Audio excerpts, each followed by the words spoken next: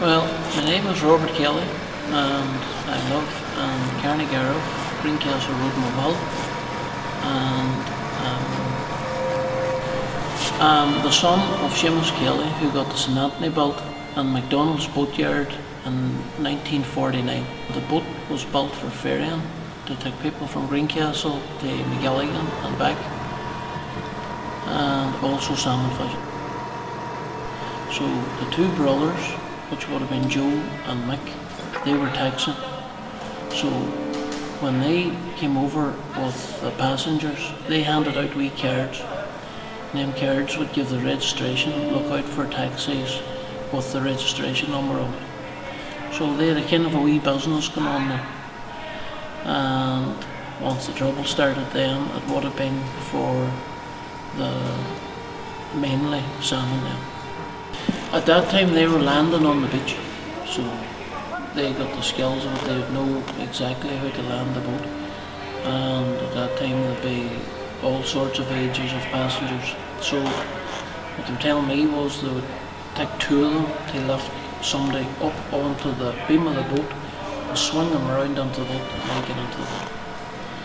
And when they'd have enough of passengers, they'd take them over to the side and land them on the beam. So what happened then was the St Anthony was just fishing whatever length the salmon season was. So the salmon season could be 6 or 7 weeks, whatever it was. And my first memories would be coming down after my father was at work. Me, Hugh and Eamon, the two brothers, would go down. They would be finished Cairndonagh Community School at that time. We'd go down and we would get the boat ready for the salmon. That's where you'd meet everybody. Everybody's down getting half-deckers. Everybody in the community, every member was connected to the salmon. Either they were selling paint, they were selling groceries, they were fishing, they were selling nets. Everybody done well out of the salmon. Pubs, shops, everything. Our community depended greatly on the salmon. The design of her would be along the lines of a drumthorn, although she was always had an engine on her. So she's very, very close to a drumthorn. So you could actually see why a lot of people would have thought that she was converted from a drumthorn to a motorboat, but she actually wasn't. She was built with the sandstroke, and then later the board came in and all boats was built with a hog after that, because as far as I know, McDonald's, John McDonald and maybe Benny's the only ones that could build a boat at that time with sandstroke. The St Anthony used to be kept at the Black Rock. She was kept in between the Benty and the Black Rock. There's a brew there. The St Anthony used to be pulled up there, and she used to be kept there for the winter.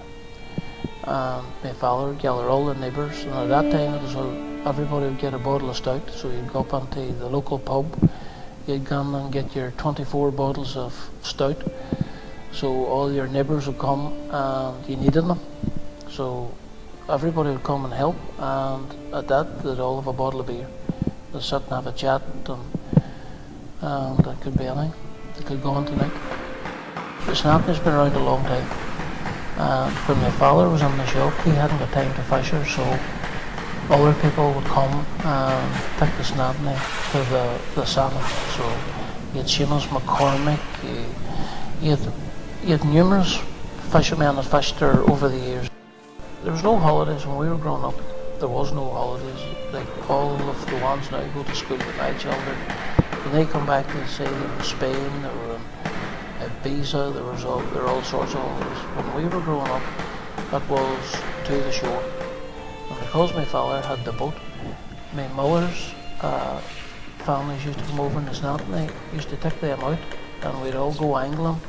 And that was the holiday, and it was a great holiday, we all enjoyed it.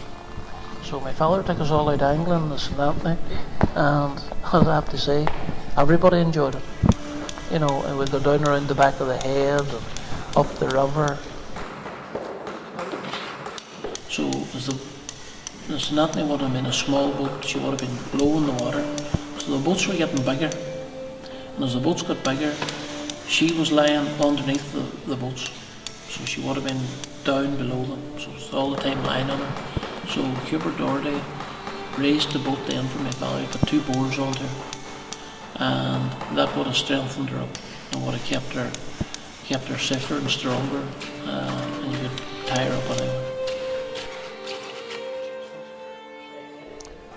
I'm Hubert Doherty from Main Street, Moville. I started to work in McDonald's when I was 15 years of age. I was getting £1 a week there, you see. You were lucky to get on there. At that time, some people had to pay to serve the time. So I then went to fish the salmon. And the first job I had only lasted 1 night. That didn't work out too well. We were left short. It was with Val Diver. That was a good, old-time fisherman. And we were down the strand fishing. I never was in a boat in the dark in the light before. So when they shot the net down, way down here in the strand, and we had 4 sheets of net on her. She was round one of the boys. It ended up with 2 sheets. Come daylight on us, we boarded up. There was 2 fish in it. As I say, at the £1 a week, it was, you had to watch every penny then, when you're working. But God, the salmon brought you on, right on up to the winter then, to Christmas. And then I got my own boat built then. She was called Eileen. That was after for my mother. And she was 28 footer. And I fished her for maybe 20 years. As I say, when I was with Benny first, he showed me every secret within building a boat. And then after a full year, I say I had to work that time, the 6 days a week, to 7 o'clock on a Saturday night. So when you're only 16 and you see these boats, these people coming up the Ice House Brae, at dinner time on a Saturday you could cry because you were going to be there till 7 o'clock. Then times you'd have to go to the hill to cut carp. And my uncle would be with them, there, and my brother and him and the 3 of us would do it. Every man that'd be cutting would all come together and they'd talk about the night before, how they fished or where they worked, and the whole thing. It was, if you had one fish more than somebody, it was all right. They wouldn't even speak to you. And another night I was coming down there, and my own boat out there was all the big boys. They were out there now, and I had her drive down from Redcastle right on down to there. And she missed every one of them boys. That's where the boats used to all tie during the war. I had 39 fish in that drive. And there was a certain man, he says, if I had him there, I'd have 50. He just thought, he didn't know where I was. See, in the dark, nobody knew where you were. And then the daylight fishing came in and just spoiled all the wee habits you had. Everybody knew your habits within 2 days. So that was life in the days then.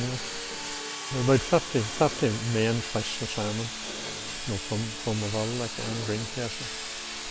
And most of them men would have been farmers, but them men would work all day and they'd be there at 7 o'clock in the evening to go to fish their salmon. And that'd be and them times now they would see once the daylight came, they just says, right, get that net on. They wouldn't stay. That's how the farmer, that tided them over as well, their income, there were no dole, no nothing then. Just, you had to make out whatever with your animals or whatever you were working at. Then I used to do things different from the rest of them. They used to be very cross with me too. If I was up the river fishing, they always headed their net down by Greencastle. And I discovered that their net was out of fishing within half an hour. So I used to head it for dairy. I would get a dozen more fish than them. Like. And now I had to wait till maybe 6 in the morning. They would be home at 4. Then the man that's buying the fish, he says, easy seeing you know when to catch the fish. You know, but that's, you learn as you go along. But there was all good crack too. And then you come in the morning, they'd all gone to the bar, like, and I didn't take a drink, but fair play, the barman would always have a cup of tea or coffee for me. You know, there's nice people, like the whole lot of them, like. Even they hated to see you getting 2 or 3 more fish, like, but they got over that, like, you know. But it was, I enjoyed the fishing as well, like. And then I left there and went away to fish right then on my own boat, and then I went to fish with Wally Kelly, you know, trawling and all, like. Used to go down to Clogher Head and then sort of thing. And then the next time then I was down there with Michael Kevin. I was with him for about 23 years, but we were all over the world then. We go to Norway and all them places we went to. It was good income and all, like, you know. It was some difference from the pound of wheat, I can tell you.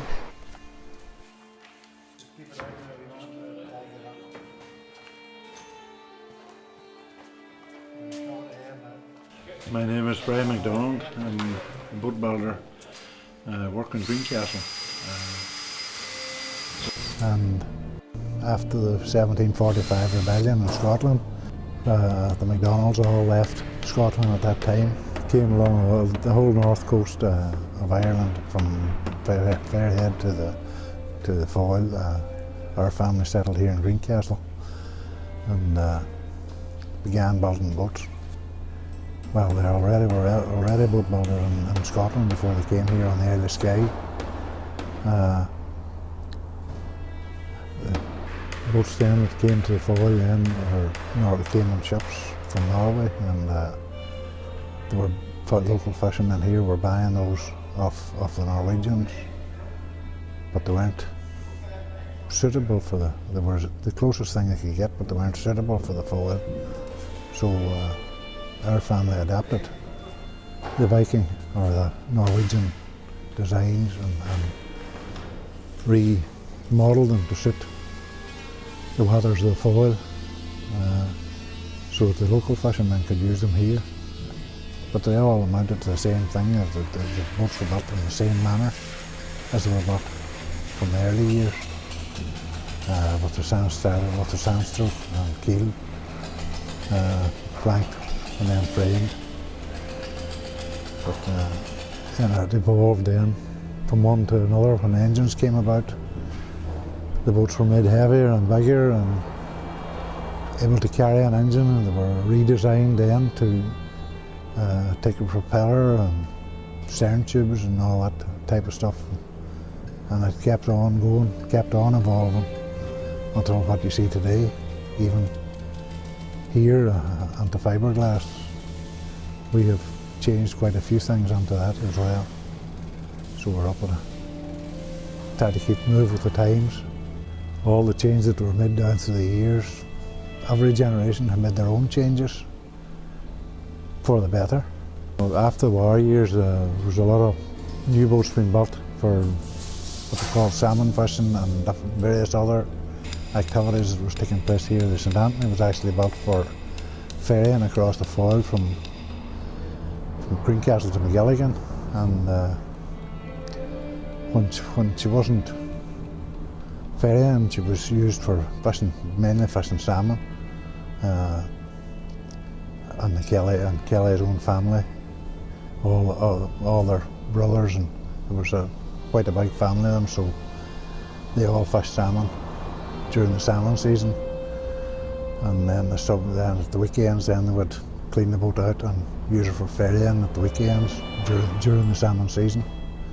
But during the whole summer, they would be ferrying nearly every day, from early May to probably September, something in the region of the same times as the modern ferries using now at the minute here. Summer season, basically. At that time it was all seasonal work. farmers, small farmers there that used to fish salmon during the summertime and made up for the lean times in the winter ahead. That's basically what it amounted to. And then the congestion boards, when they started in the early 30s and 40s, they used to give small grants, basically to encourage people to fish salmon, mainly around this area anyway. But like for fishing, general fishing, and there's a lot of ones around this area that fish the whole year round, or a lot of fishermen fish the whole year round at whitefish and the foil here. Within the foil at that time, you wouldn't get many whitefish in it now, but years ago there would have been plenty of whitefish in the foil. Herring was another season in September time. Would have been a big thing for even for small farmers. But they all made money to subsidise the rest of the year when there were no money able to be made. People depended on the salmon season. At the very outset, you had the congestion boards for the foil and swilly and around the west coast, who give out probably small grants for to what they would call to small farmers that were using fishing as mainly for salmon seasons for fishing, and then it came then to the Irish Sea Fishery Board, who give grants then to fishermen, solely to fishermen, small grants as well. Then eventually that evolved onto what the current state there now. We have BIM, or Bord Scoara,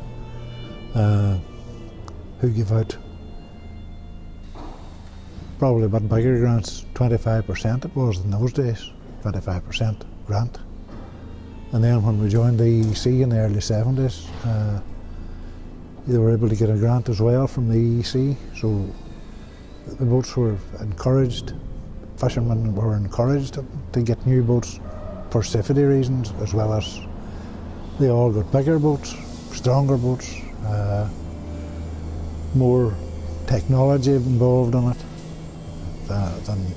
than what they used to be. And eventually it comes on right up to date, although the grants are all gone now. But you could grant for safety now, and that's it. In the early 70s, 1971 in fact, or 1972, what used to be a sandstroke, which was made by, even from Norwegian times, the Norwegians still make the sandstroke. The sandstroke was used so that the keel could be dropped out of a boat for replacement, because like here, the Norwegians used to pull their boats up and down by hand, so they did here as well with the Johnson boats and the punts, everybody else. And when the keel wore away, you had to go out and replaced it. But it ended up that nobody was able to make a sandstroke anymore, so the powers that be done away with it and made everybody put on what they call a hog piece on instead. But it means you can't take the keel out anymore, because the keel is part of the hog piece now, and it's all bolted together before you even start to build the boat.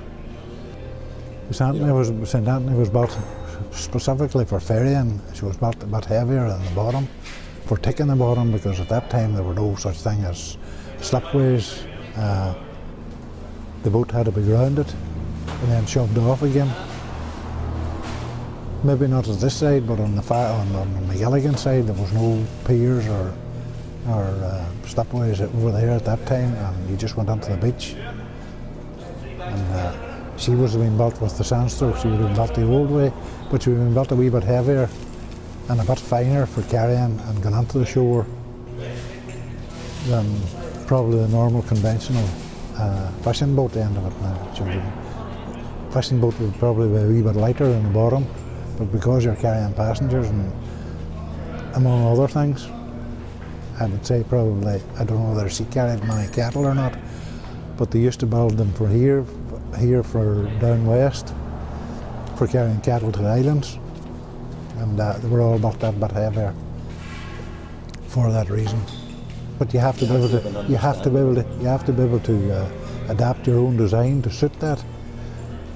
Heavier, although your moulds and everything else were designed for a certain thickness and a certain weight of materials that you're using, you have to readapt to suit. If a man wanted a boat to ferry or to do something other than fishing, you have to modify the thing accordingly, but you have to try and keep the shape, the original shape of your moulds and the shape of the boat at the same time. And that's down to experience and how to do it and where to add a bit in and where to take it out of, that you're not altering too much. So I've been passed on from generation to generation from as I say, I'm the 6th generation now to do it. It was all handed to me by my father and hers to his father, so on, right back the line. And as the records show, like every record is there, that all the measurements are on it, and the measurements that are not on it are passed on by word of mouth, and they're up here. So this is where it stops, I think. Although the practice shouldn't be lost, and that was one of the reasons that I got involved in the man shed, to show more or less what could be done, even building a foil punch. And if they wanted to build something bigger or whatever, that's down to them. But if they wanted to do it, like, I'll be there to show them as long as I'm able to do it. And it's unless for groups like the Man Shed and things like that, that's the only way it'll ever work anymore. That's the only way you're going to get a wooden boat built nowadays, I think, because it's very expensive, because everything's done by hand and there's a lot of man hours in it.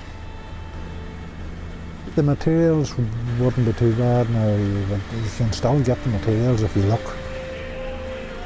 And there's some sawmills that know what way to cut the trees properly, and you can get fairly good larch and fairly good oak still.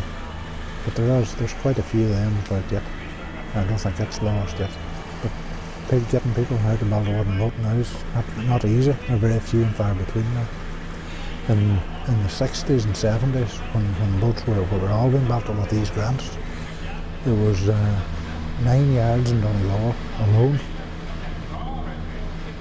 Now there's 2. So that's what's left in this part of the world now, and if you go around the north, there's very little either. Till you get down to, I think, Westport, Mayo, down that way, I think there's one. But I can't think of any. There's one in Arklow, and there's one on the south coast, and I don't think there's any others left. And when the St Anthony now gets a wee bit more time in the water to get tightened up again, it's as good as ever she was. Everything has been renewed in the same way it was put on the first day. She looks the part now, all right. Yeah.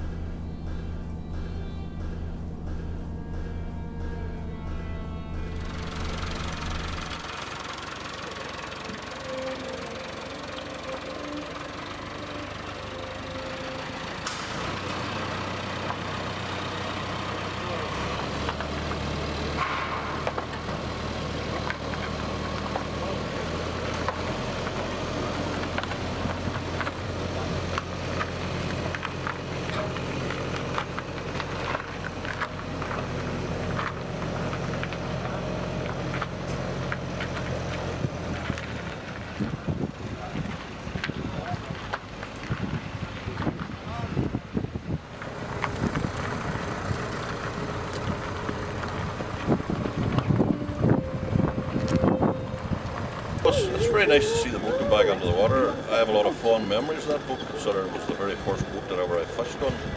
But I started fishing when I was 11 years of age. And with my father, Seamus McCormick, he would have been a farmer really, but a part-time fisherman. And he, I suppose, introduced me to the salmon at a very young age, and that was night fishing then. And I suppose, for a better word, I got the bug. But fishing from that first year I fished with my father, I knew that fishing was what I was going to do anyway.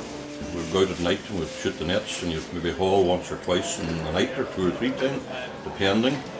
And you'd come in the morning, so you'd be in then for about 5 o'clock in the morning or whatever, and hopefully you'd get your fish or not get your fish, whichever it may be.